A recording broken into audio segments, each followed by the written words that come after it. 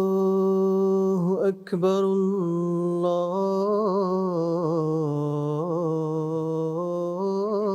الله أكبر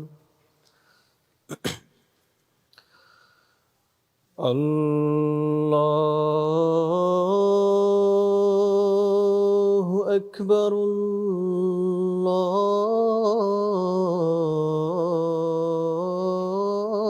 الله أكبر أشهد أن لا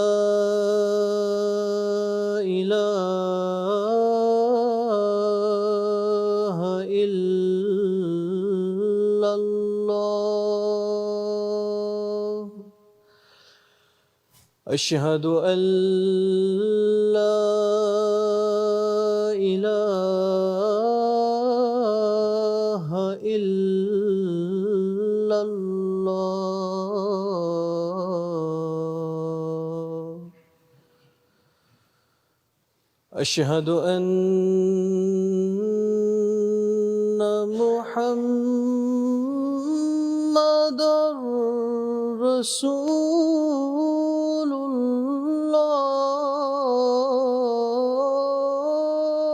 الله أشهد أن محمدًا رسول الله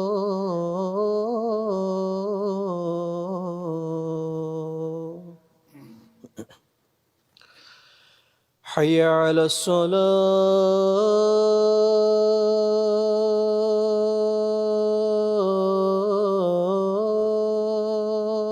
الصلاة حي على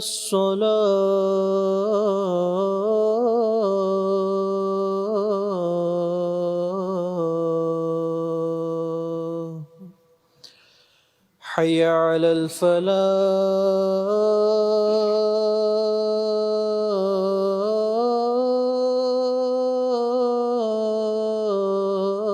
الفلاح حي على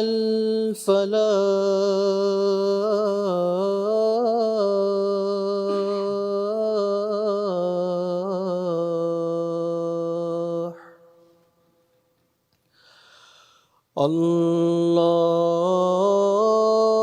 الله أكبر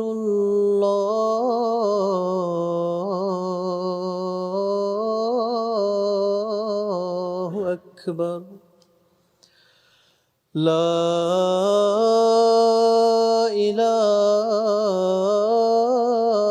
إله إلا الله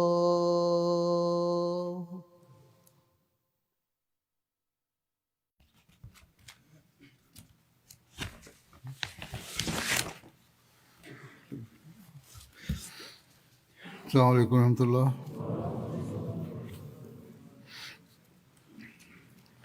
أشهد أن لا إله إلا الله وحده لا شريك له وأشهد أن محمدا عبده ورسوله أما بعد فأعوذ بالله من الشيطان الرجيم بسم الله الرحمن الرحيم الحمد لله رب العالمين الرحمن الرحيم مالك يوم الدين إياك نعبد وإياك نستعين اهدنا الصراط المستقيم صراط الذين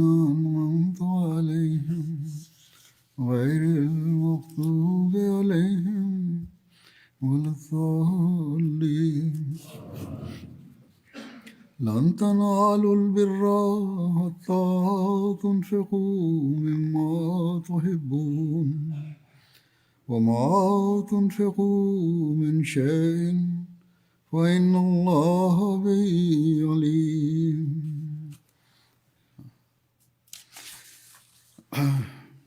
इस आयत को तर्जुमा है এই আয়াতের অনুবাদ হলো, তোমরা কখনো পুণ্য অর্জন করতে পারবে না যে পর্যন্ত না তোমরা যা ভালোবাসো তা থেকে খরচ করো, আর তোমরা যাই খরচ করো নিশ্চয়ই আল্লাহ তা ভালোভাবে জানেন। এর তফসিরে বা ব্যাখ্যায় হযরত খলিফাতুল মসিহ আউয়াল রাদিয়াল্লাহু তাআলা আনহু লিখেছেন যে পবিত্র কোরআনে সূরা বাকারায় যেখানে প্রথম রুকু শুরু হয় সেখানে মুত্তাকি সম্পর্কে বলা হয়েছে ওয়া মিম্মা রাযাকনাহুম ইউনফিকুন, অর্থাৎ যা কিছুই আল্লাহ তাআলা প্রদান করেছেন তা থেকে তারা খরচ করে। এটি হলো প্রথম রুকুর কথা। এরপর এই সূরায় বহু স্থানে আল্লাহ তাআলার পথে খরচের বিষয়ে অনেক তাকিদ দেয়া হয়েছে। অতএব তোমরা প্রকৃত নেকি অর্জন করতে পারবে না যতক্ষণ তোমরা সম্পদ থেকে খরচ না করো। মিম্মা তুহিব্বুনা এর অর্থ হলো আমার মতে ধন সম্পদ, কারণ আল্লাহ তাআলা বলেছেন ওয়াইন্নাহু লিহুব্বিল খাইরি লাশাদীদ, অর্থাৎ মানুষ ধন সম্পদকে অনেক পছন্দ করে। অতএব প্রকৃত নেকি অর্জনের জন্য আবশ্যক হলো নিজের পছন্দের জিনিস অর্থাৎ ধন সম্পদ থেকে খরচ করা। হযরত মসিহে মাউদ আলাইহিস সালাতু ওয়াস সালাম ও বিভিন্ন স্থানের তাফসীর করেছেন। এক স্থানে তিনি বলেন, সম্পদের প্রতি ভালোবাসা থাকা উচিত নয়, কারণ আল্লাহ তাআলা বলেছেন লান তানালুল বিররা হাত্তা তুনফিকু মিম্মা তুহিব্বুন, অর্থাৎ তোমরা প্রকৃত নেকি অর্জন করতে পারবে না যতক্ষণ না তোমরা সেসব জিনিস থেকে আল্লাহর পথে খরচ না করো বা কুরবানি না করো যা তোমরা ভালোবাসো। এরপর তিনি বলেন যে বৃথা বা অপ্রয়োজনীয় জিনিস দিয়ে কেউ নেকি করার দাবি করতে পারে না। নেকির দরজা খুবই সূক্ষ্ম।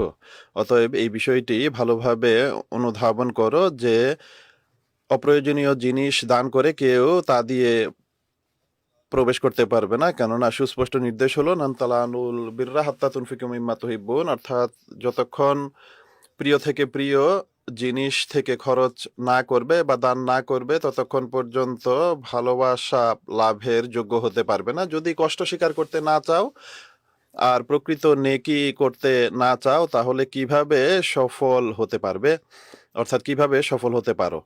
অতএব তারা যারা অনেক সময় ভালো উপার্জন করে কিন্তু নিজেদের আর্থিক কুরবানির ক্ষেত্রে সেই মানে উপনীত হয় না যতটা এক সাধারণ মানের আহমদি বা সাধারণ উপার্জনের আহমদি হয়ে থাকে, এমন লোকদের চিন্তা করা উচিত। আল্লাহ তাআলা বলেছেন প্রকৃত কুরবানি হলো তা যে যেই জিনিসকে তোমরা ভালোবাসো সেটি যেন তোমরা তার পথে দান করো, তবেই তোমরা আল্লাহ তাআলার সন্তুষ্টি অর্জনকারী হতে পারবে আর তার কৃপাবাড়ির উত্তরাধিকারী হতে পারবে। अल्लाह ताला ने আল্লাহ তাআলা শুধু দু এক স্থানে নয় বরং পবিত্র কুরআনে বহু স্থানে আল্লাহ তাআলার পথে খরচ করার নির্দেশ প্রদান করেছেন। এক জায়গায় আল্লাহ তাআলা বলেন ওয়ানফিকু ফি সাবিলিল্লাহে لا تلقوا بأيديكم إلى التهلكة وأحسنوا إن الله يحب المحسنين फरमाया অর্থাৎ আল্লাহ তাআলার পথে ধন সম্পদ এবং প্রাণের কুরবানি করো আর নিজের হাতে নিজেকে ধ্বংসের মুখে ঠেলে দিও না, আর অনুগ্রহ করো। অনুগ্রহকারীদের নিশ্চয় আল্লাহ তাআলা অনুগ্রহকারীদের ভালোবাসেন। অতএব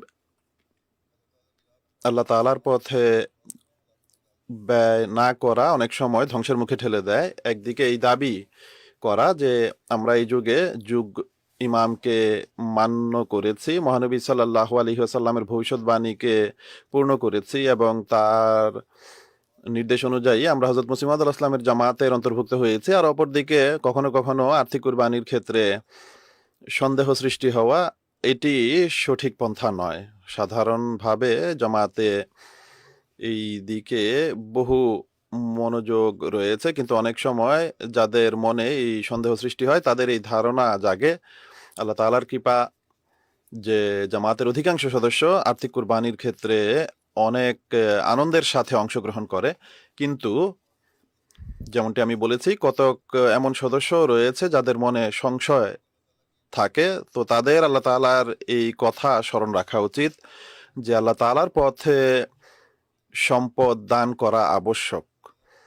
অধিক উপার্জনকারী নিঃসন্দেহে এমন অনেকেই আছে যারা বিভিন্ন তাহরিকে অংশগ্রহণ করে এবং অনেক বেশি অংশগ্রহণ করে, কিন্তু এখানে আমি প্রসঙ্গত এটিও বলে দিতে চাই যে সেই চাঁদা যা হিস্সা আমাদ ইত্যাদি হয়ে থাকে সেটি সঠিক হারে প্রদান করে না এবং এক্ষেত্রে নিয়মিত নয়। তো এমন লোকদেরও নিজেদের আত্মপর্যালোচনা করা উচিত। আল্লাহ তাআলা অপর এক স্থানে কোরআন শরীফে বলেন যে আমিনু বিল্লাহে ورسوله وأنفقوا مما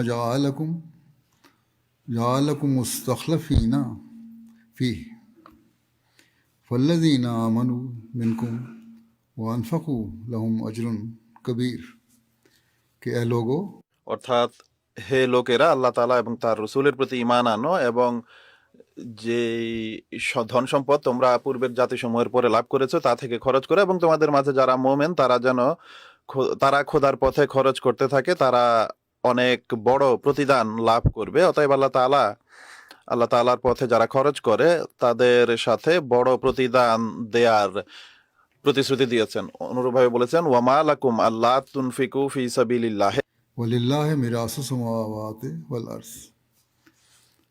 और तुम्हें क्या অর্থাৎ তোমাদের কি হয়েছে যে তোমরা আল্লাহ তাআলার পথে খরচ করো না, অথচ আকাশ এবং পৃথিবীর সব কিছু আল্লাহ তাআলারই সৃষ্টি। অর্থাৎ এই ইহজগতের যা কিছু মানুষের হাতে রয়েছে অবশেষে মানুষ সেই সব কিছু রেখে মৃত্যুবরণ করবে এবং সবকিছু খোদা তাআলার কাছেই যাবে, মানুষ নিজের সাথে কিছুই নিয়ে যাবে না বা নিতে পারবে না। অথবা তার উত্তরাধিকারীদের মাঝে বন্টন হয়, যদি এ, তার উত্তরাধিকারীরা সঠিক না হয় বা ভালো না হয় তাহলে তারা তা ধ্বংস করে দেয়। তো মানুষ এই পৃথিবী থেকে কিছুই নিয়ে যেতে পারে না, তাই পূর্বেই এই ভয় করা উচিত এবং আল্লাহ তাআলার পথে ব্যয় করা উচিত, তাহলে আল্লাহ তাআলা তাতে বরকত দেন এবং পরবর্তী প্রজন্মেরও সুরক্ষা করেন। অনুরূপভাবে আল্লাহ তাআলা অন্যত্র বলেন वत्तकुल्लाह मस्तताअतुम वस्मऊ वअतियु वअनफिकु खैरल लिअनफुसिकुम वमन युक़ शुह नफ्सिही फउलाइका हुमुल मुफलिहून।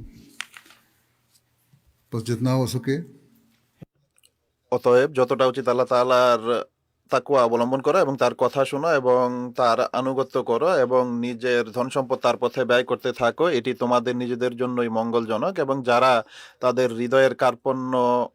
যাদেরকে তাদের হৃদয়ের কার্পণ্য হতে রক্ষা করা হয় তারাই সফলকাম হবে। অতএব আল্লাহ তাআলা বলেন যে কার্পণ্য করা উচিত নয়। আল্লাহ তাআলার কৃপার উত্তরাধিকারী হতে হলে তার পথে দান করতে হয়, খরচ করতে হয়। আর অনুরূপভাবে আরো বহু আয়াত রয়েছে পবিত্র কোরআনে যা আমাদের এদিকে দৃষ্টি আকর্ষণ করে যে আমাদের নিজেদের ধন সম্পদ হতে আল্লাহ তাআলার পথে খরচ করা উচিত।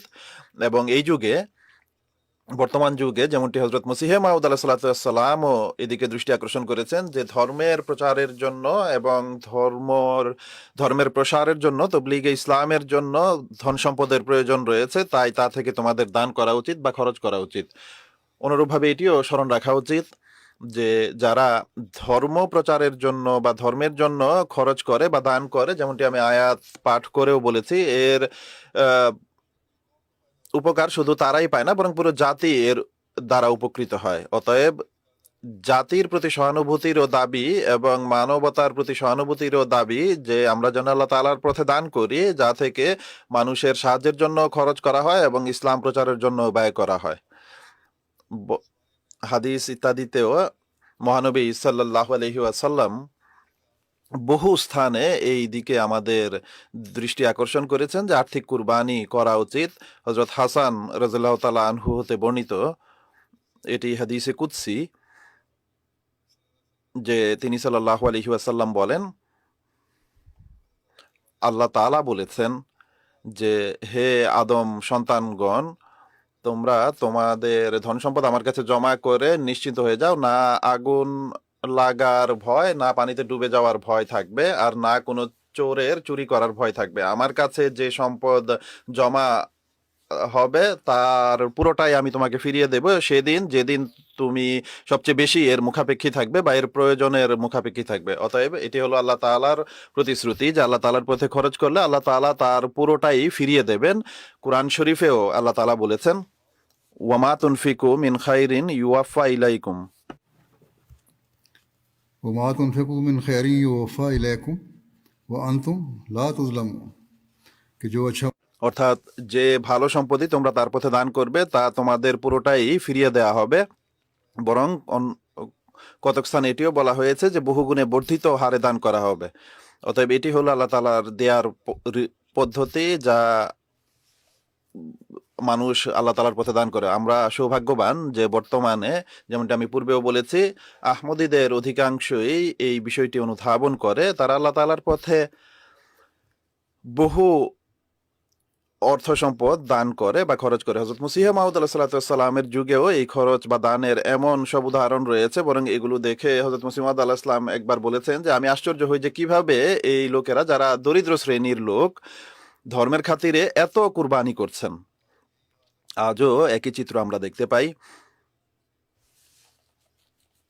যা সাধারণত আহমদীদের এই বিষয়টিকে, অর্থাৎ আহমদীদের অধিকাংশই এই বিষয়টিকে অনুধাবন করে যে আল্লাহ তাআলার পথে দান করতে হয় বা খরচ করতে হয়। তারা এই বিষয়টি ভালোভাবে অনুধাবন করেন। আমরা দেখেছি যে অধিকাংশ দরিদ্র শ্রেণীর মাঝে বা মধ্যম শ্রেণীর উপার্জনকারী যারা রয়েছে, তারা এই বিষয়টি ভালোভাবে অনুধাবন করে যে আল্লাহ তাআলার কাছে এই ধন সম্পদ আমাদের ফিরিয়ে দিতে হবে, বা আমরা আল্লাহ তাআলার কৃপাবাড়ির উত্তরাধিকারী হতে চাইলে আমাদেরকে আল্লাহ তাআলার পথে ব্যয় করতে হবে। আর এটি আমাদের ইহজগতে এবং পরজগতেও উপকার দিবে বা উপকারে আসবে। অতএব আল্লাহ তাআলা যা তার পথে দান করা হয় তার প্রতিদান দেন, আর এটি তাদের মর্যাদার উন্নতির কারণ হয়। অপর এক হাদিসে মহানবী সাল্লাল্লাহু আলাইহি ওয়াসাল্লাম বলেছেন যে, একটি খেজুরও পবিত্র উপার্জন থেকে আল্লাহর পথে দান করে আর আল্লাহ তাআলা পবিত্র জিনিসই গ্রহণ করেন, তখন আল্লাহ তাআলা সেই খেজুরকে ডান হাতে গ্রহণ করবেন এবং সেটিকে বৃদ্ধি করতে থাকবেন, এমনকি তা পাহাড়ের সমপরিমাণ হয়ে যাবে।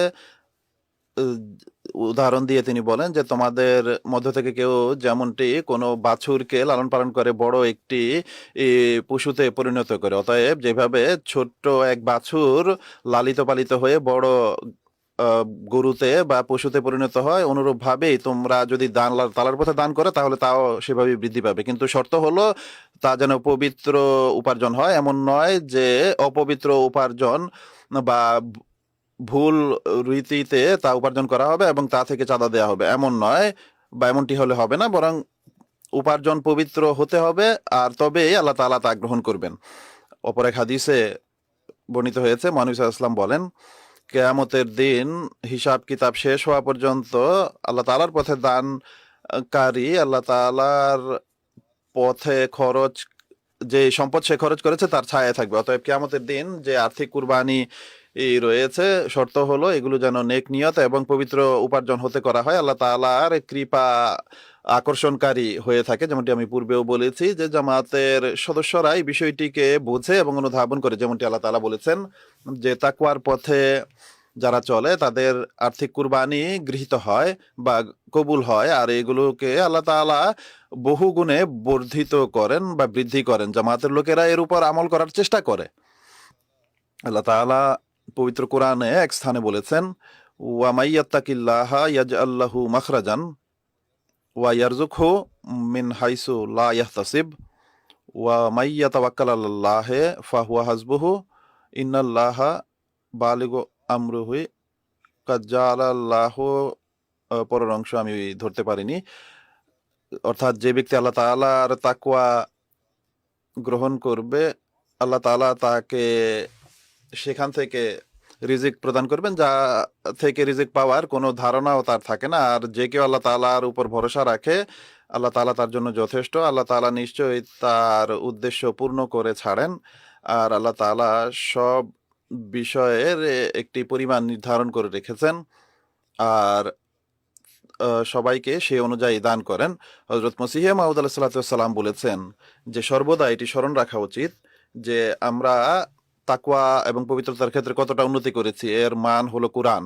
আল্লাহ তাআলা মুত্তাকি এর চিহ্নের বা নিদর্শনের মাঝে একটি চিহ্ন এটিও রেখেছেন যে আল্লাহ তাআলা মুত্তাকিকে জাগতিক নোংরামি থেকে পবিত্র করে তার কাজের নিজে তত্ত্বাবধায়ক হয়ে যান, যেমনটি বলেছেন। ومن يتق الله يجعل له مخرجا ويرزقه من حيث لا يحتسب کہ جو شخص اللہ تعالیٰ سے অর্থাৎ যে ব্যক্তি আল্লাহ তাআলাকে ভয় করে, আল্লাহ তাআলা সকল বিপদ থেকে তার জন্য মুক্তির পথ বের করে দেন। আল্লাহ তাআলার খাতিরে কুরবানিকারী তারাই হতে পারে যারা আল্লাহ তাআলাকে ভয় করে এবং আল্লাহ তাআলার খাতিরে কুরবানি করে।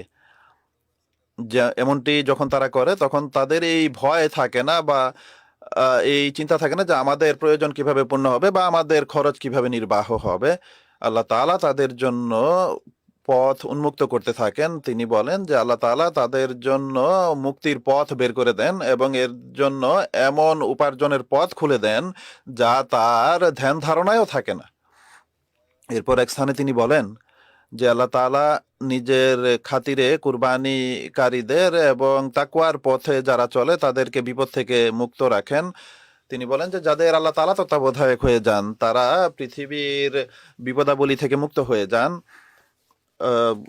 কষ্ট থেকে মুক্তি পেয়ে যায়, আর এক প্রকৃত প্রশান্তির মাঝে তারা প্রবেশ করে। তাদের জন্য আল্লাহ তাআলা ওয়াদা করেছেন যে ওয়ামাইয়াত্তাকিল্লাহু ইয়াজআল লাহু মাখরাজ, ويرزقه من حيث لا يحتسب کہ جو شخص تقوی اختیار کرتا ہے অর্থাৎ যে ব্যক্তি তাকওয়া অবলম্বন করে তাকে আল্লাহ তাআলা নিজ কৃপায় সমস্ত বিপদ থেকে বের করে দেন এবং তার রিজিকের নিজে তত্ত্বাবধায়ক হয়ে যান এবং এমন সব পথ থেকে তাকে দান করেন যা তার ধ্যান ধারণায় থাকে না। অনুরূপভাবে এক স্থানে তিনি এটিও বলেছেন যে তাওয়াক্কুলকারী এবং খোদা তাআলার প্রতি যারা বিনত হয় তারা কখনো বিনষ্ট হয় না বা ধ্বংস হয় না। তিনি বলেন যে প্রকৃত রিজিক খোদা তাআলা, প্রকৃত রাজেক হলেন খোদা তাআলা। সেই ব্যক্তি যে তার উপর ভরসা করে সে কখনো রিজিক থেকে বঞ্চিত থাকে না। সে সব জায়গা থেকে এবং সকল দিক থেকে অর্থাৎ আল্লাহ তাআলা তাকে সমস্ত উপায়ে রিজিক দান করেন। আল্লাহ তাআলা বলেছেন যে যে আমার উপর ভরসা করে এবং তাওয়াক্কুল করে আমি তার জন্য আকাশ থেকে বর্ষণ করি এবং পায়ের নিচ থেকে উদ্গত করি। অতএব প্রত্যেক ব্যক্তির উচিত খোদা তাআলার উপর ভরসা করা। অনুরূপভাবে হযরত মসিহ মাউদ আলাইহিস সালাতু ওয়াস সালামও বহু নসিহত বিভিন্ন স্থানে করেছেন, আর এই আয়াতের ব্যাখ্যাও তিনি বিভিন্ন স্থানে করেছেন। আল্লাহ তাআলার এটি বিশেষ কৃপা যে জামাতের সদস্যরা এই বিষয়টিকে ভালোভাবে অনুধাবন করে, জামাতের খাতিরে তারা কুরবানিও করে থাকে, আর আল্লাহ তাআলার কৃপার দৃশ্য তারা অবলোকন করে। পৃথিবীতে প্রতি বছর বহু উদাহরণ আমরা দেখি। যেহেতু এখন আমি ওয়াকফে জাদীদের প্রেক্ষিতে কথা বলতে যাচ্ছি, তাই আমি সাধারণ লোকদেরও কিছু উদাহরণ উপস্থাপন করতে চাই যারা ওয়াকফে জাদীদের চাঁদা দিয়েছে এবং তাদের প্রতি আল্লাহ তাআলা বিশেষ কৃপা করেছেন, বা আল্লাহ তাআলার প্রতি তাদের কতটা ভরসা ছিল যে যদি তারা কুরবানি করে তাহলে আল্লাহ তাআলা অবশ্যই তাদের প্রয়োজন পূর্ণ করে দেবেন। আর যেমনটি আমি পূর্বেও বলেছি যে মধ্যম উপার্জনকারী বা মধ্যবিত্ত শ্রেণী যারা রয়েছে বা নিম্নবিত্ত যারা রয়েছে তাদের মাঝে কুরবানির প্রেরণা আমরা অধিক হারে দেখতে পাই, আর তাদের উদাহরণই আমাদের সামনে রয়েছে। সাধারণভাবে বা সাধারণত ইন্দোনেশিয়ার একটি জামাত পাঙ্গির সেখানকার একজন মহিলা তাহেরা সাহেবা, তিনি বলেন যে আমি পার্ট টাইম টিচার বা শিক্ষক ছিলাম, খুবই সামান্য বেতন ছিল। ওয়াকফে জাদীদের বছর শেষ হওয়ার সময় ন্যাশনাল সেক্রেটারি সাহেবের বার্তা আমার কাছে আসে যে আমার 1,30,000 টাকার ওয়াদা বাকি আছে। আমার কাছে শুধু ততটুকুই ছিল যা আমি ছোট একটি ব্যবসা করার জন্য রেখেছিলাম। আমার কাছে পয়সা ছিল কিন্তু এটি আমি নিজের ব্যবসা করার জন্য রেখেছিলাম। আমার মনে কিছুটা সংশয় সৃষ্টি হয়, কিন্তু এরপর আমি আল্লাহ তাআলার উপর ভরসা করি এবং সেই সমস্ত অর্থ যা আমি রেখেছিলাম তা ওয়াকফে জাদিদ খাতে দিয়ে দেই। অতএব আল্লাহ তাআলা আমাকে এমন ভাবে প্রতিদান দিয়েছেন যে অনাকাঙ্ক্ষিত ভাবে স্কুল থেকে আমি বোনাস পাই এবং একই সাথে আমি এই কথাও জানতে পারি যে সরকারের পক্ষ থেকে সাবসিডি প্রাপ্তদের মাঝেও আমার নাম রয়েছে। তো আল্লাহ তাআলার কৃতজ্ঞতা জ্ঞাপনের ভাষা নেই আমার, যে তাৎক্ষণিকভাবে তিনি আমাকে কিভাবে দান করেছেন। অনুরূপ একই সাথে আমার টিচার রেজিস্ট্রেশন নাম্বারও চলে আসে, যার আমি বছরের পর বছর অপেক্ষা করছিলাম। নিশ্চিতভাবে আল্লাহ তাআলার এই কৃপা, এটি আমার সেই চাঁদা আদায়ের বরকত যা আমি আল্লাহ তাআলার পথে দান করেছিলাম। অতঃপর কেনিয়া, যা পূর্ব আফ্রিকার একটি দেশ, ইন্দোনেশিয়া এবং কেনিয়ার মাঝে হাজার হাজার মাইলের দূরত্ব রয়েছে, কিন্তু চিন্তা করুন যে আল্লাহ তাআলার কৃপা কিভাবে সমস্ত স্থানে একইভাবে বর্ষিত হয়। আল্লাহ তাআলা কিভাবে তাদেরকেও দানে ভূষিত করেন। কেনিয়ার আমির সাহেব একটি ঘটনা লিখেছেন। এক মোয়াল্লেম এক ভদ্র মহিলার কথা লিখছেন, যিনি রীতিমতো চাঁদা দেন। বিশেষ কোনো আয় নেই তার, কিন্তু চাঁদার দেওয়ার বিষয়ে খুবই আন্তরিক। এমন অবস্থায় বোঝা যায় যে মানুষ সম্পদকে কতটা ভালোবাসে আর কতটা টাকা পয়সার প্রয়োজন, কিন্তু সে সময় পয়সা বের করা, খরচ করা, এটি কলিজা বা প্রাণ, জীবন বের করে দেওয়ার মতো বিষয়। তার এবছরের ওয়াদা ছিল 400 শিলিং, সে ভদ্র মহিলার। তিনি আদায় করেন, বলেন যে আমার কাছে শুধু এই টাকাই ছিল, এখন আমার হাত খালি, যা কিছু ছিল দিয়ে দিয়েছি। আল্লাহ কেমন ব্যবহার করেছেন দেখুন। আল্লাহ তাআলা বলছেন, আমি এমন স্থান থেকে রিজিক দেই যা তোমরা ভাবতেও পারো না। আল্লাহ তাআলা সেই মহিলাকে খালি হাত ফেরাননি। তিনি যখন বললেন যে আমার হাত এখন খালি, কিছু নেই হাতে, আল্লাহ বলছেন যে আমি খালি হাতে ফেরাবো না তোমাকে। কিছুদিন পর তার মেয়ের পক্ষ থেকে 1400 শিলিং আসে, আর ব্যাখ্যা করে তিনি বলেন যে এটি থেকে চাঁদা দিয়ে বাকি পয়সা আপনি নিজের ব্যয় নির্বাহের জন্য রাখুন। এরপর তার জামাতা ফোন করেন। সেখানকার রীতি হলো বিয়ের পর মেয়ের মোহরানা পিতামাতা পায়, তো মোহরানা হিসাবে 2টো গাভী আসে, যার মূল্য ছিল 90,000 শিলিং, মাকে পাঠিয়ে দেওয়া হয়। শুধু তাই হয়নি, তিনি বলছেন আমি শুধু 400 শিলিং দিয়েছিলাম, কিন্তু আল্লাহ অশেষ এবং অসাধারণভাবে দিয়েছেন। এমন স্থান থেকে দিয়েছেন যে আমি ভাবতেও পারতাম না। অপ্রত্যাশিতভাবে আত্মীয় স্বজন এবং অন্য সন্তান সন্ততির পক্ষ থেকে তোহফা এবং জীবনের চাহিদা পূরণের জন্য টাকা আসা আরম্ভ হয়। এর জন্য তিনি আল্লাহ দরবারে কৃতজ্ঞতা প্রকাশ করেন, আর তার দৃঢ় বিশ্বাস জন্মে, যেটি চাঁদারই বরকত। চাঁদা আদায়ের ফলে খোদার কৃপা হয়, একই সাথে খোদার কৃপা এবং ফজল অনুগ্রহ দেখে মানুষের ইমান দৃঢ় হয়। গিনি কোনাক্রি আফ্রিকার আরেকটি দেশ। সেখানকার মোবাল্লেক সাহেব লিখছেন, এক অঞ্চলে কুন্ডিয়া, এলাকার নাম হলো কুন্ডিয়া, একটি গ্রামে এক ভদ্র আহমদী মহিলা বসবাস করেন। তিনি এবছরের ওয়াদা লিখিয়েছেন 150,000 গিনি ফ্রাঙ্ক। এটি লক্ষ লক্ষ টাকা মনে হয়, কিন্তু সেখানে টাকার কোনো মূল্য নেই, তাই সামান্যই অঙ্ক। বছরের শেষের দিকে যখন আমাদের স্থানীয় মোবাল্লেক তাদের গ্রামে যান চাঁদা সংগ্রহের জন্য, তিনি সবজি বিক্রি করার জন্য তখন বাজারে গিয়েছিলেন, সময় ছিল কম। মোয়াল্লেম সাহেব বাজারে তার কাছে যান, তাকে বলেন আপনার চাঁদা বাকি আছে, ওয়াদা করেছিলেন আপনি। ভদ্রমহিলা দুঃখের সাথে বললেন, এখন দেওয়ার মতো কিছুই নেই। তিনি বলেন আপনারা আপাতত যান, ইনশাল্লাহ আমি চাঁদা আদায় করব।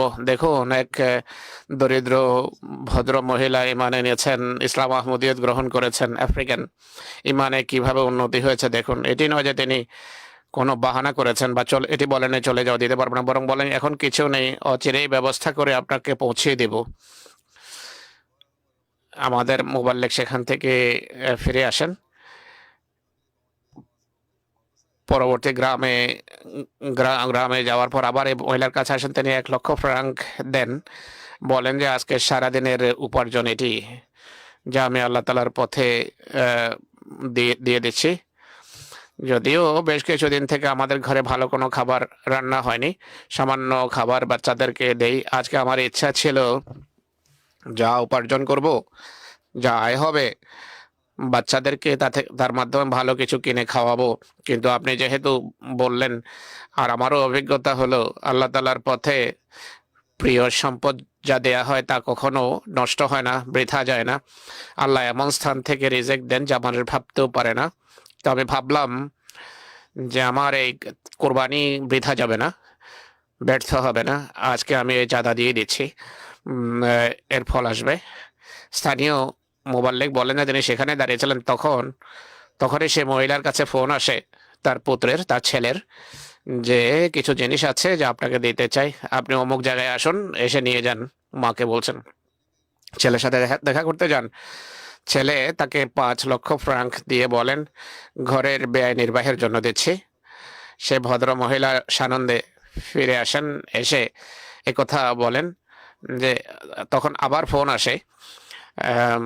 দ্বিতীয় পুত্র, যিনি অন্য শহরে থাকেন, সে ছেলে বলেন, আমি পাশেই আছি, কোথাও যাচ্ছি তাই আসতে পারবো না, আপনি কষ্ট করে আসুন, এসে আমার কাছে তোহফা আছে, উপহার আছে। যখন সাক্ষাৎ করতে যান, সেই ছেলেও মাকে 3 লক্ষ ফ্রাঙ্ক দেয়। আর ঘরের ব্যয় ভার নির্বাহের জন্য সে ভদ্রমহিলা এসে বলেন, এটি শুধু আল্লাহর কৃপাই হয়নি আমার প্রতি, বরং আমার ইমানও বৃদ্ধি পেয়েছে, আর আমার বিশ্বাস এবং ইমান দৃঢ় হয়েছে। আল্লাহ আশ্চর্যজনকভাবে জামাতের জন্য যারা ত্যাগ স্বীকার করে তাদেরকে স্বীয় দানে ধন্য করেন। আমি জানি এই জামাত সত্যের উপর প্রতিষ্ঠিত। আল্লাহ এভাবে ইমান দৃঢ় করেন। আর আল্লাহ তাআলার পথে আমরা যে আর্থিক ত্যাগ স্বীকার করছি, খোদার পবিত্র দৃষ্টিতে তা অবশ্যই গৃহীত হচ্ছে। আমি 1 লক্ষ দিয়েছিলাম, তিনি বলেন, আল্লাহ আমাকে বহুগুণ বর্ধিত করে ফেরত দিয়েছেন। এরপর রয়েছে কাজাকিস্তানের ঘটনা, সেন্ট্রাল এশিয়ার একটা দেশ। আওতাও শহরের এক বন্ধুর ঘটনা। তার নাম হলো আলী বেগ। তিনি রীতিমতো নিয়মিত চাঁদা দেন, প্রত্যেক মাসে যথাসময়ে চাঁদা আদায় করেন।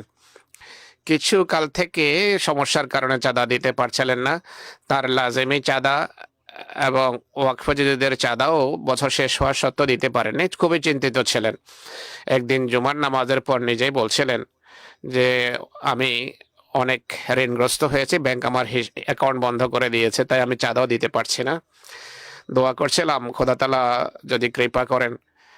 তিনি বলছেন, একদিন যে কোম্পানিতে কাজ করি সেখানকার উচ্চপদস্থ কর্মকর্তা একটা বড় অঙ্কের বোনাস দেন, যার অপেক্ষায় ছিলাম বছর থেকে, কিন্তু তা হস্তগত হচ্ছিল না। যাই হোক, সে টাকা হস্তগত হয়, আবার ঋণও পরিশোধ করে দেই, বাকি চাঁদাও দিয়ে দিই। আলী বেগ সাহেব বলছেন, আমার দৃঢ় বিশ্বাস এই কৃপা হচ্ছে শুধু এই চাঁদা দেওয়ার জন্য, এই আল্লাহ তাআলা এই কৃপা করছেন আমার প্রতি। আল্লাহ তাআলা ধার রাখেন না, আর অসাধারণভাবে আল্লাহ তাআলা প্রদান করেন। এটি অস্ট্রেলিয়ার একটি ঘটনা, অন্যান্য দেশের ঘটনা, কিন্তু একই ধরনের ঘটনা। গোল্ড কোস্টের এক বন্ধু তার ওয়াকফদের চাঁদা $1000 পরিশোধ করেন। আমি সাহেব বলছেন, আমি তাকে তার মনোযোগ আকর্ষণ করলাম, বললাম যে এই খাতে আরো চাঁদা দেন আপনি।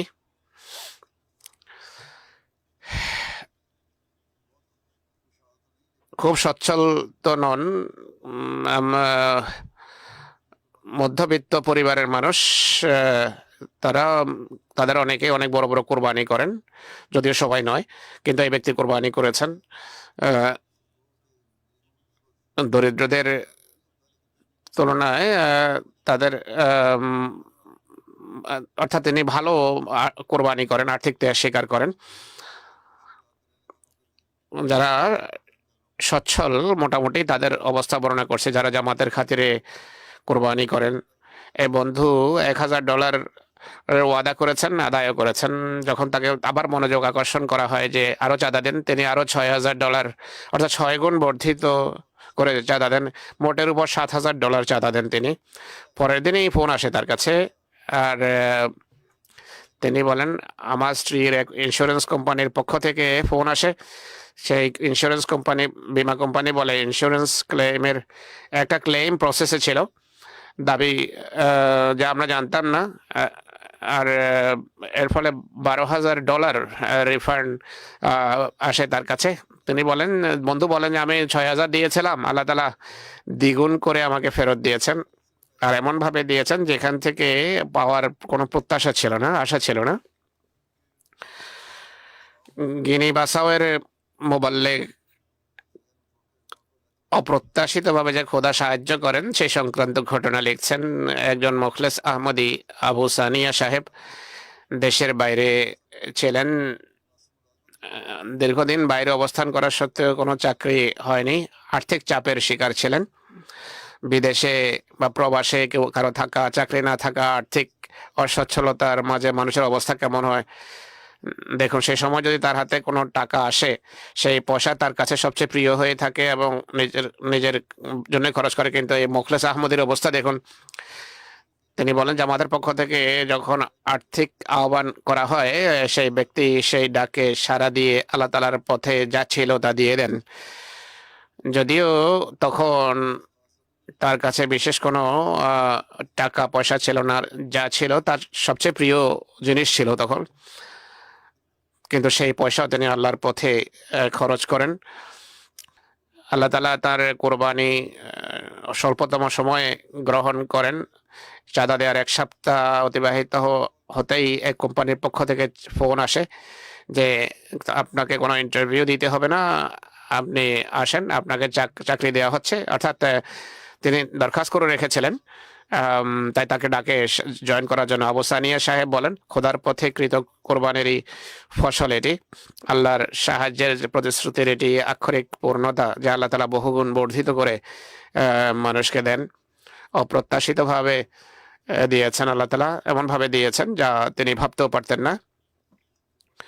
ক্রোয়েশিয়ার মোবাল্লেগ ইনচার্জ একরাম জান সাহেবের কথা লিখছেন, যিনি একজন মুখলেস আহমদি। গত মাসে তিনি চাঁদা পাঠিয়েছেন। খুবই আবেগঘন কণ্ঠে বলেন, গত 2 মাস চাঁদা দিতে পারিনি, খুব চিন্তিত ছিলাম যে আল্লাহর পথে আমি আর্থিক কোরবানি থেকে বঞ্চিত। তো দেখুন, নতুন আহমদি দূর দূরান্তের বিভিন্ন অঞ্চলে বসবাসকারী কত চিন্তিত। তিনি বলছেন আমাদেরকে আর্থিক কোরবানি করতে হবে, এই চেতনা আছে, কারণ তিনি বলছেন দৃঢ় বিশ্বাস আছে যে এইভাবেই খোদার কৃপা হয়। অনেক দোয়া করছিলাম, তিনি বলছেন। মানুষ তাদের ব্যবসা বাণিজ্যের জন্য দোয়া করে, কিন্তু তার চিন্তা ছিল এই জন্য যে চাঁদা দিতে পারছি না। তিনি বলেন, অনেক দোয়া করলাম আল্লাহ তাআলার কাছে যে আল্লাহ আমাকে সাহায্য করো যেন আমি এই সৌভাগ্য থেকে বঞ্চিত না হই, আর খোদার পথে কোরবানি থেকে বঞ্চিত না রয়ে যাই। একদিন অফিসে যেতে গিয়ে রাস্তায় আল্লাহর কাছে অনেক দোয়া করে যে আল্লাহ আমি যেন তাড়াতাড়ি বেতন পাই। সেখানকার পরিস্থিতি এমন যে বেতনও ঠিক মতো পায় না। যাই হোক, তিনি যখন অফিসে পৌঁছেন, অপ্রত্যাশিতভাবে সেদিন তিনি বেতন পান, আর তাৎক্ষণিকভাবে আমি চাঁদা দিয়ে দিই। তিনি বলছেন, আর আল্লাহ দরবারে কৃতজ্ঞতা প্রকাশ করি যে আমি কোরবানি করা থেকে বঞ্চিত থাকিনি। ইন্ডিয়া থেকে ইন্সপেক্টর ওয়াকফে-জদীদ সাহেব লিখছেন, এক জামাতের এক বন্ধুর কাছে তিনি গিয়েছেন। 16,000 রুপিয়া ওয়াকফে-জদীদের চাঁদা তার বাকি ছিল। একটি খুবই গুরুত্বপূর্ণ একটা কিস্তি কোনো জায়গায় কোনো আদায় করার ছিল, এর জন্য টাকা ছিল তার কাছে, রুপিয়া রাখা ছিল। আমাদের যাওয়ার পর তিনি বলেন, আমার ইএমআই যে কিস্তি দেওয়া রয়েছে তা পরে দেব, তা পরে আদায় করব। এখন যেহেতু আমার চাঁদা বাকি আছে আর আপনারাও এসে গেছেন, তাই প্রথমে আমার বকেয়া পরিশোধ করব। আমরা তাকে বললাম যে আপনি কঠিন পরিস্থিতির সম্মুখীন, অর্ধেক এখন দিন, বাকি পরে দিলে হবে। তিনি বলেন, প্রথমে আল্লাহর জন্য চাঁদা বের করব, বাকি বিষয়াদি ইনশাল্লাহ আল্লাহ তাআলাই দেখবেন। আমি যদি তাকওয়া অবলম্বন করে থাকি আর খোদার উপর নির্ভর করি, তাওয়াক্কুল করি, ভরসা করি আল্লাহর উপর, আল্লাহ উত্তম ব্যবস্থা করবেন আমার জন্য। এরপর তিনি ফোনে ইন্সপেক্টর সাহেবকে জানান যে আমার কিছু টাকা দীর্ঘদিন থেকে পাচ্ছিলাম না, আশা ছিল না যে আমি এত দ্রুত চাঁদা দেওয়ার পর তা পাবো। সেই টাকা হঠাৎ করে আমার হস্তগত হয়। এভাবে চাঁদার বরকতে আল্লাহ তাআলা সব কাজ আমার করিয়ে দেন, আমার ইমান বৃদ্ধি পায়। আর আমি দেখেছি যারা আর্থিক কোরবানি করে তাদের সাথে খোদার ব্যবহার কত সুন্দর।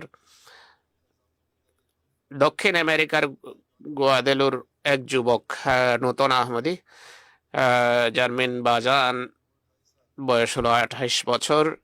তিনি পড়ালেখা করছেন, ছাত্র।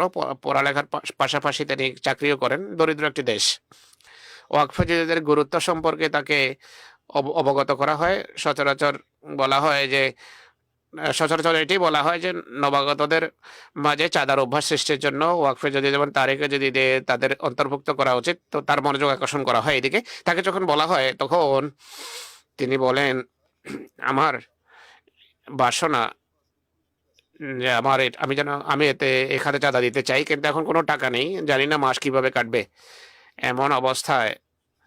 এমত অবস্থায় যখন কিছু থাকে না আর মানুষ জানে না মাস কিভাবে কাটবে, এমন অবস্থায় চাঁদা দেওয়া খুবই কঠিন বিষয়। এমন কোনো ব্যক্তির কাছে এমন পরিস্থিতি টাকা আসলে প্রথম নিজের জন্য নিজের অভাব মোচনের চেষ্টা করে, কিন্তু ইমান আনার পরেদের অবস্থা বিস্ময়কর। মোয়াল্লেম সাহেব বলেন যে আপনি একজন ছাত্র, তাই বেশি টাকা চাঁদা দেওয়ার প্রয়োজন নেই। 1 বা 2 ইউরো দিন, যতটা সাধ্য আছে ততটাই দিন। আল্লাহ তাআলা মানুষের নিয়ত এবং ইচ্ছা অনুসারে বরকত দিয়ে থাকেন। তিনি বলেন 1 সপ্তাহ পর সেই ছাত্র মিশন হাউসে আসেন, 160 ইউরো ওয়াকফেদিদের চাঁদা খাতে প্রদান করেন। তিনি বলেন, যেদিন ওয়াকফেদিদের চাঁদা দেওয়ার ইচ্ছা করেছে সেই সপ্তাহে আল্লাহ তাআলা আমার সম্পদে বরকত দিয়েছেন। যেখানে আমি পার্ট টাইম কাজ করছিলাম, তারা আমাকে সময়ের পূর্বে বেতন দিয়ে দেয় এবং বেশি দেয়, বিনা কারণে বেশি বেতন দিয়ে দেয়। আমি বুঝতে পারিনি কেন বেশি দিল। কিছুদিন পর আবার বলেন, আরো একটি নিদর্শন দেখেছি। যেদিন আমি 160 ইউরো আদায় করেছি, আমার ইচ্ছা ছিল আরো বেশি চাঁদা দেব, কিন্তু সামর্থ্য ছিল না। চাঁদা দেওয়ার অল্প কয়েকদিন পরই অপ্রত্যাশিতভাবে একটা ভালো অঙ্ক আমার হস্তগত হয়। এক ট্রেনিং সেন্টার থেকে কিছু টাকা সংগ্রহ করার ছিল। কয়েকবার বলা সত্ত্বেও পাচ্ছিলাম না, কিন্তু আল্লাহ তাআলা চাঁদার কল্যাণে, চাঁদার বরকতে আমার সেই অঙ্ক আমাকে দিয়ে দেন। তিনি আরো 140 ইউরো ওয়াকফ খাতে চাঁদা দেন। প্রথমে অবস্থা ছিল এমন যে অনাহারে সময় কাটাতেন, এখন দেখুন 300 ইউরো চাঁদা দিয়েছেন তিনি। একইভাবে আরো অনেক ঘটনা আছে। অনেকেই অপ্রত্যাশিতভাবে টাকা পেয়েছেন। কিরগিজস্তান জামাতের ইউলিয়া কর্নোবা সাহেব বলছেন, আমি যেখানে চাকরি করি জিজ্ঞেস করলাম আমার বেতন বাড়ানো সম্ভব কিনা। তারা বলে শুধু বোনাস পেতে পারো, জানা নেই বোনাস কত পাবে। যাই হোক, উনি বলছেন অক্টোবর মাসে বেতনের একটা অংশ পেতেই সর্বপ্রথম আমি আমার ওয়াকফেদিদের চাঁদা পরিশোধ করি। যদিও আমাদের খরচ অনেক বেশি হয় পরিবারের জন্য, মানে খরচের অনেক এমন জায়গা আছে, কিন্তু আল্লাহর পক্ষ থেকে প্রতিশ্রুতি পূর্ণতার নিদর্শন দেখুন। যে জিনিস প্রিয় তা থেকে আল্লাহর পথে খরচ করো। সেই টাকা তার কাছে খুব প্রিয় ছিল তখন, কেননা প্রয়োজন ছিল, চাহিদা মেটানোর ছিল, অনেক খাতে খরচ করার প্রয়োজন ছিল। তিনি বলেন আমার জন্য সর্বপ্রথম প্রয়োজন ছিল জামাতের সাথে কৃত প্রতিশ্রুতি রক্ষা করা। মাসের শেষের দিকে আমাকে বলা হয় যে আমার বেতন শতকরা 40% বাড়িয়ে দেওয়া হয়েছে। এছাড়া কাজের মানের দৃষ্টিকোণ থেকে একটা অতিরিক্ত বোনাসও আমি পাবো। আমি আশ্চর্য হই, কারণ আশা ছিল না যে বেতন এতটা বৃদ্ধি করা হবে। একদিন পূর্বেই ব্যয়ের ধারণা করে আমি অনুভব করি যে বেতন ততটা বৃদ্ধি পাওয়া উচিত যতটা আমি পেয়েছি। প্রথমে ওয়াকফে চাঁদা দিয়ে দিয়েছিলাম, কিন্তু আমার খরচের জন্য যে পয়সার ঘাটতি দেখা দিয়েছিল তা এইভাবে পূরণ হয়। তিনি বলছেন আমি আল্লাহ তাআলার কৃতজ্ঞতা প্রকাশ করি, আর আমাদের বিশ্বাস আল্লাহ তাআলা এই যে অসাধারণ ফজল করেছেন, কৃপা করেছেন, যা ছিল ধারণাতীত। চাঁদার বরকতে এটি হয়েছে। আরো একটা কথা আমি বলতে চাই, তিনি বলছেন আমার আরো একটি ব্যবসা ছিল, আমি যে একটা ব্যবসা ছিল কিন্তু কোনো উন্নতি হচ্ছিল না। কিন্তু এবছর নভেম্বর মাসে আমার ওয়াদা অনুসারে যখন চাঁদা দিয়ে দেই, চাঁদা দেওয়ার পর ডিসেম্বর মাসে সেই ব্যবসায় আমার উপার্জন দ্বিগুণ বৃদ্ধি পায়। একইভাবে ইন্দোনেশিয়ার মন্ডুং জামাতের এক সদস্য, নাম বুঝিনি আমি, ইন্দোনেশিয়ার ন্যাশনাল মিডিয়ায় তিনি ফ্রিল্যান্স একজন রাইটার, এক শিক্ষিত ভদ্র মহিলা। তিনি বলছেন সেই যা হয় আয় হয় সেখানে তা থেকেই আমার চাহিদা পূরণ করি। আমার বিভিন্ন প্রবন্ধ প্রত্যাখ্যাত হওয়ার কারণে, বই কম বিক্রি হওয়ার কারণে ওয়াকফে জাদিদের চাঁদা পূরণ করা আমার জন্য সম্ভব ছিল না। আমি খুবই বেকুল, উৎকণ্ঠিত ছিলাম, ছটফট করছিলাম। আল্লাহর উপর ভরসা করে আমার জমা পুঁজি থেকে বাকি চাঁদা কিছু দিয়ে দেই আর দোয়া করি যে হে আল্লাহ, সবকিছু তোমার, তুমি আমার মন থেকে এই দুশ্চিন্তা দূর করে দাও যে এই খরচ কিভাবে পূর্ণ হবে। নামাজ পড়ার পর যায় নামাজও উঠাইনি, তখনই এক বন্ধুর ফোন আসে যে তাৎক্ষণিক অনুবাদের জন্য এক ব্যক্তির প্রয়োজন। কাজ শেষ এরপর আমি তার কাজ করি। কাজ শেষ হওয়ার পর তিনি আমাকে একটা খাম দেন, তাতে ঠিক তত চাঁদা পয়সা ছিল যতটা ওয়াকফ জাদিদের চাঁদা পরিশোধ করার জন্য দরকার ছিল। তখনই সেই অঙ্ক ওয়াকফ জাদিদের খাতে দিয়ে দিই। এরপর খোদার কৃপা কিভাবে হয়েছে দেখুন। এডিটরের বার্তা আসে যে আমার বই আন্তর্জাতিক পর্যায়ে গৃহীত হয়েছে। যে বই তিনি লিখেছিলেন সেই বইয়ের কথা বলছেন। এখন শতকরা 10 ভাগের পরিবর্তে 30 ভাগ আমি অতিরিক্ত পাবো। এরপর আমার ছেলের কলেজে ভর্তিরও ব্যবস্থা হয়ে যায়, যা বাহ্যত অসম্ভব ছিল। সে ভদ্রমহিলা বলছে যে আমার ব্যক্তিগত অভিজ্ঞতা হলো, যখন থেকে আমার আয় থেকে সর্বপ্রথম চাঁদা দেওয়া আরম্ভ করেছি, তখন থেকে আল্লাহ তাআলা আমার সকল জাগতিক সমস্যা নিজেই সমাধান করছেন। এটি খোদার প্রতিশ্রুতি। আল্লাহ এভাবে নিজের প্রতিশ্রুতি রক্ষা করেন।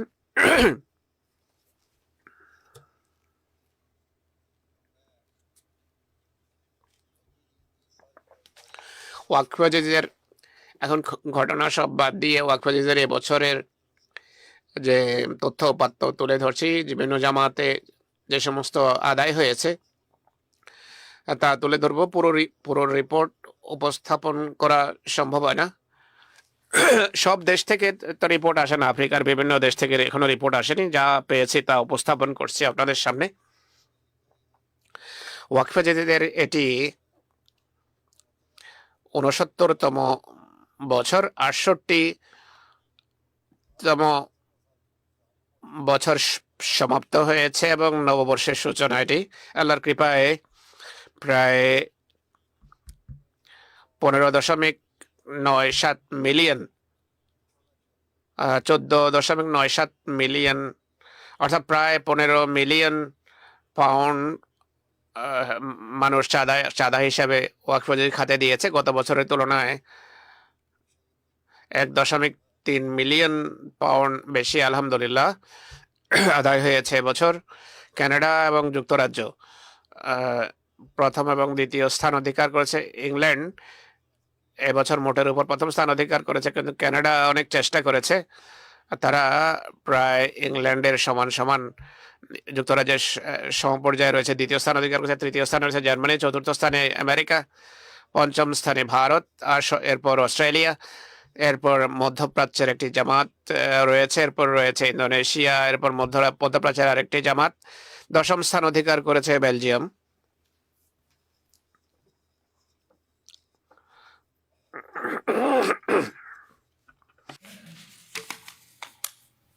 अफ्रीका में मजमूई আফ্রিকায় চাঁদা সংগ্রহের দিক থেকে, চাঁদা আদায়ের দিক থেকে প্রথম 10টি স্থানে যে জামাতগুলো রয়েছে, দেশের নাম পড়ছি যথাক্রমে: ঘানা 1, তারপর Mauritius, Burkina Faso, Tanzania, Nigeria, Liberia, Gambia, Sierra Leone, Benin, Mali যথাক্রমে। আল্লাহর কৃপায় চাঁদা দাতাদের সংখ্যা 5 বিলিয়নের বেশি এখন ওয়াকফ জাদিদ খাতে। নাইজেরিয়া এই ক্ষেত্রে বেশি অবদান রেখেছে। Niger, Guinea Bissau, Brazil, Ivory Coast, Central Africa, Congo Kinshasa বেশি উল্লেখযোগ্য। তারা অংশগ্রহণকারীর সংখ্যা বৃদ্ধির ক্ষেত্রে অনেক চেষ্টা করেছেন। মোট সংগ্রহের দৃষ্টিকোণ থেকে ইংল্যান্ডের 10টি বড় জামাত যথাক্রমে ইসলামাবাদ, দ্বিতীয় স্টার পার্ক, তৃতীয় স্থানে রয়েছে অ্যাশ, এরপর Walsall, Aldershot South, Farnham North, Morden, Farnham South, Gillingham, Aldershot North. 5টি অঞ্চল যথাক্রমে প্রথম স্থানে আছে ইসলামাবাদ, এরপর বাইতুল ফতু, তারপর ফজল মসজিদ, বাইতুল এহসান, ওয়েস্ট মিডল্যান্ডস, আতফাল দপ্তরের ওয়াকফেজের হিসাব পৃথক হয়ে থাকে।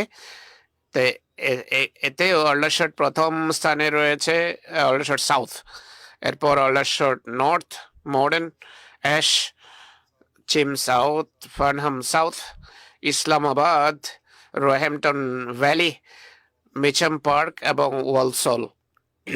দ্বিতীয় স্থানে কানাডা ছিল, দ্বিতীয় স্থানে সেই তাদের হিসাব হলো কানাডা জামাতগুলোতে বন প্রথম স্থান অধিকার করেছে, পিস ভিলেজ দ্বিতীয়, এরপর Calgary, Brampton West, Vancouver, Toronto West Mississauga, Brampton East এবং টরন্টো। কানাডার 10টি বড় জামাত যথাক্রমে হ্যামিল্টন প্রথম স্থানে, এরপর Edmonton West, Hadiqa Ahmad, Hamilton Mountain, Ottawa West, Regina, পরের নাম বুঝিনি আমি, ইন্সফিল, ওড্রিল, সাডবেরি যথাক্রমে আতফালের দপ্তরে ওয়ান প্রথম, এরপর টরন্টো ওয়েস্ট, এরপর Peace Village, Calgary, Brampton West, Brampton East, Vancouver, Mississauga, Toronto.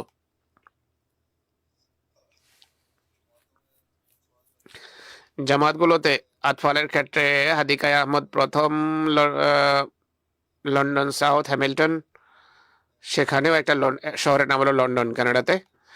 Hamilton তৃতীয় স্থানে রয়েছে, ইন্সফিল, Montreal West, Baitul Esar, Saskatoon South West, Durham East, Woodstock, Abbotsford, Burlington. জার্মানির জামাতগুলোর কথা বলছেন, 5টি স্থানীয় ইমারত আছে। হ্যামবার্গ প্রথম স্থানে রয়েছে, এরপর দ্বিতীয় রয়েছে ফ্র্যাঙ্কফার্ট, ব্রিসবাদেন, রেস্টার এবং গ্রসকেরাও। 10টি জামাতের নাম, প্রথমে 5টি লোকাল ইমারতের কথা বলছে, 10টি জামাতের কথা বলা হচ্ছে। প্রথমটি হলো রুটগ্রাউ, Nida, নভেমিড, রুডারমার্ক, wine garden, ফ্লোরেন্সহাইম, Berlin, Koblenz, মেদিয়াবাদ। শেষ নামটা বোঝেনি। আতফালের 5টি অঞ্চল হলো, প্রথমটি উইসবাদেন, প্রথম স্থানে উইসবাদেন, এরপর Hamburg, Hesson south east, ম্যানহাইম West, ফুলাম। আমেরিকার 10টি জামাত, নর্থ ভার্জিনিয়া প্রথম স্থান অধিকার করেছে, এরপর Maryland, Los Angeles, Chicago, Seattle, Silicon Valley, Dallas, Detroit, South Virginia, Georgia, Carolina. আতফালের রিপোর্ট হলো মেরিল্যান্ড প্রথম স্থানে আছে, অ্যালমেরি দ্বিতীয়, তৃতীয় Los Angeles, North Virginia, Seattle, Chicago, Georgia, Carolina, Dallas, Oshkosh, Weston. পাকিস্তানের কথা এখন বলছেন হুজুর। পাকিস্তানও 5ম স্থানে আছে মোটের উপর। সেখানে মুদ্রামান যেহেতু অনেক হ্রাস পেয়েছে, তা সত্ত্বেও পাকিস্তানে প্রতিকূল পরিস্থিতিতেও কোরবানির মান অনেক বৃদ্ধি পেয়েছে আল্লাহর ফজলে। পাকিস্তানে প্রথম স্থান অধিকার করেছে লাহোর, দ্বিতীয় স্থানে রয়েছে রাবোয়া, তৃতীয় স্থান অধিকার করেছে করাচি। সাবালকদের চাঁদার ক্ষেত্রে যথাক্রমে ইসলামাবাদ প্রথম স্থানের অধিকার করেছে, এরপর ফয়সলাবাদ, তারপর রাওয়ালপিন্ডি, এরপর গুজরাট, সারগোদা, ওমরকোট, মুলতান, নারওয়াল, মিরপুর খাস, ডেরা গাজী খান যথাক্রমে।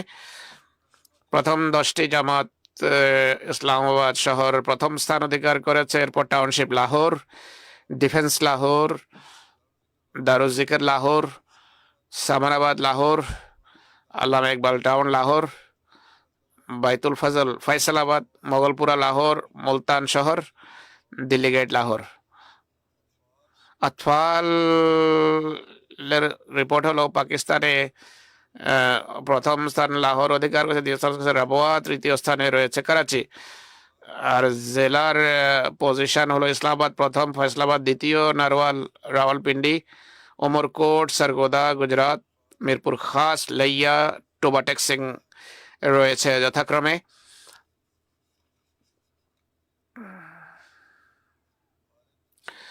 ভারতের পজিশন প্রথম স্থান অধিকার করেছে কেরালা প্রদেশের রিপোর্ট, এটি প্রাদেশিক রিপোর্ট।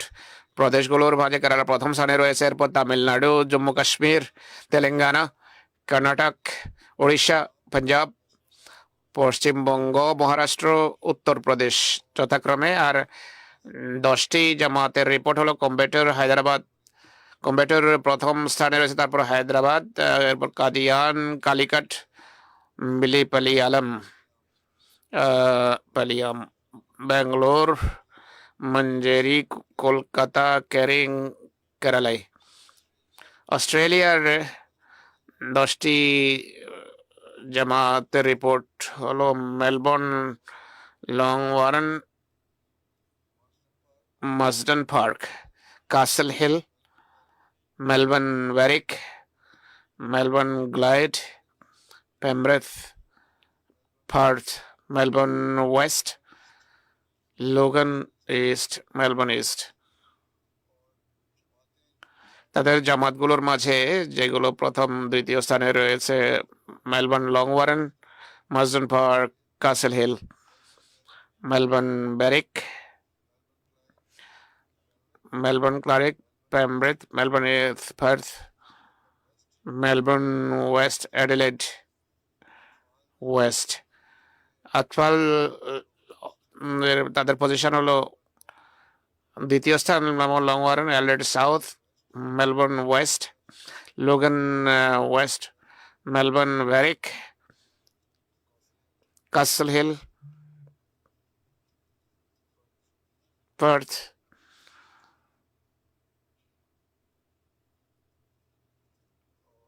এবং প্ল্যাম্পটন যথাক্রমে। শেষে প্যানব্রিদও আছে। আল্লাহ তাআলা সব আর্থিক কোরবানি যারা করেছেন তাদের ধন এবং জনসম্পদে বরকত দিন। কিছু জামাতের নাম পড়ার কারণ হলো তারা চায় যে তাদের নাম যেন উল্লেখ করা হয়। হযরত মাসিহ ইসলাম বলেন, আমি নিশ্চিতভাবে জানি যে ঈমান এবং কার্পণ্য এক জায়গায় একত্রিত হতে পারে না। যে ব্যক্তি আন্তরিকভাবে আল্লাহর সত্তায় ঈমান রাখে সে তার সম্পদ শুধু সেটিকে মনে করে না যা তার সিন্ধুকে গচ্ছিত আছে, বরং আল্লাহর সব ধনভাণ্ডারকে নিজের ধনভাণ্ডার মনে করে। আর কার্পণ্যের সাথে সম্পর্ক ছিন্ন করে। কার্পণ্য দূর হয়ে যায় যেভাবে আলো আসলে অন্ধকার দূর হয়ে যায়। অতএব এটি খোদার কৃপা। আমরা বারবার অভিজ্ঞতা করেছি যে আল্লাহ তাআলা আশ্চর্যজনকভাবে মানুষকে স্বীয় দানে ধন্য করেন, কেননা তারা জানে যে খোদার কাজ সব ধনভাণ্ডার আল্লাহর হাতে। হাদিসে আছে আল্লাহ তার সব ধনভাণ্ডার আল্লাহর হাতে, তিনি পরকালে মানুষকে এগুলোতে ধন্য করবেন, কিন্তু এই পৃথিবীতেও আল্লাহ তাআলা স্বীয় দানে ধন্য করেন। এটাই আল্লাহর প্রতিশ্রুতি। কোরআনে আল্লাহ তাআলা বলছেন যে আল্লাহ তাআলা আশ্চর্যজনকভাবে মানুষকে দেন। মানুষের অভিজ্ঞতাও হয়। আমি কিছু ঘটনা শোনালাম।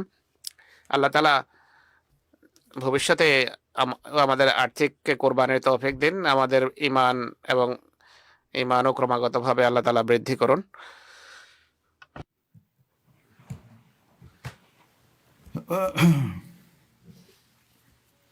আলহামদুলিল্লাহ আলহামদুলিল্লাহ নাহমাদুহু ওয়া নাস্তাঈনুহু ওয়া নাস্তাগফিরুহু ওয়া নু'মিনু বিহি ওয়া নাতাওয়াক্কালু আলাইহি ونعوذ بالله من شرور أنفسنا ومن سيئات أعمالنا من يهده الله فلا مضل له ومن يضلل فلا هادي له ونشهد أن لا إله إلا الله ونشهد أن محمدا عبده ورسوله عباد الله رحمكم الله إن الله يأمر بالعدل والإحسان وإيتاء ذي القربى وينهى عن الفحشاء والمنكر والبغي يعظكم لعلكم تذكرون اذكروا الله يذكركم وادعوه يستجب لكم ولذكر الله أكبر